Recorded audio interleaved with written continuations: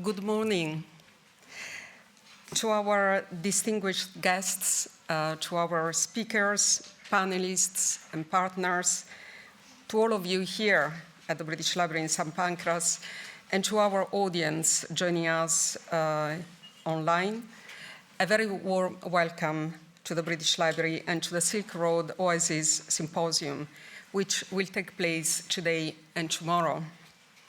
I'm Luisa Elena Mengoni, head of the Asian and African Collections Department here at the British Library. This two-day symposium coincides with the last few days of our exhibition, A Silk Road Oasis, Life in Ancient Dunhuang, which is closing on Sunday. It brings together the perspectives and practices of established and emerging scholars, artists, and professionals from across the world, in what promises to be a fascinating cross-disciplinary exploration of the rich tapestry of lives and cultures in ancient Dunhuang and their legacy in our contemporary world and creative practices.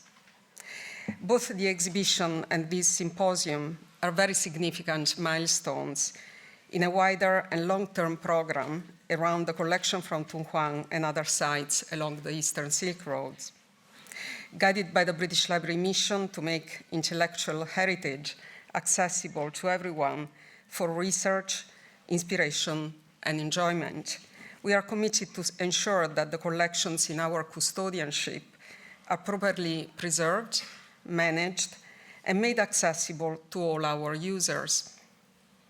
We are committed to provide opportunities for research, learning, and collaboration to academics, professionals, creative practitioners, and learners of all ages, and to continue raising awareness and a more in-depth understanding of the outstanding significance of the collection from Dunhuang and other sites along the Eastern Silk Road, and the histories and cultures they represent. The work of the International Dunhuang Program, established by the British Library and other institutions in 1994, has been crucial in this respect.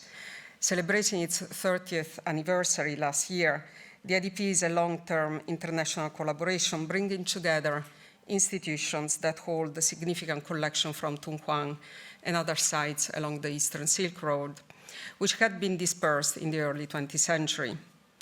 The original vision of the IDP still stands: to enable full access to images and information relating to these collections on an online platform, and to support research and learning through a growing range of resources and new research tools.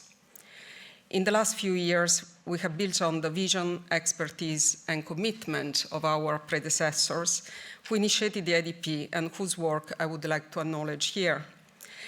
We are proud to be part of an international collaboration with such a long and formidable history, and we are committed to continue fostering collaboration and exchanges with our partners and our community of users and peers.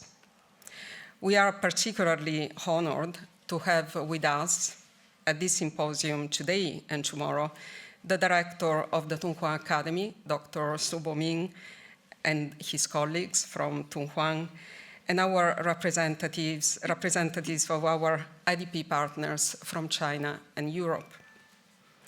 Looking at the future, the IDP will continue to evolve, building on new research developments in the digital world and responding to new needs in research, learning, and creative practices emerging from our users and from our audiences. This symposium is an example of this, and you will have the opportunity to see it yourself. I would therefore invite all of you to explore after this symposium the IDP website, especially if you are keen to dive further into the languages, cultures, and histories of the Silk Roads. And we welcome your feedback and thoughts. It now remains for me to thank the brilliant organizers of this symposium, particularly Melido Domi, Kitty Liu, and their team, and all colleagues who are helping out over these 2 days.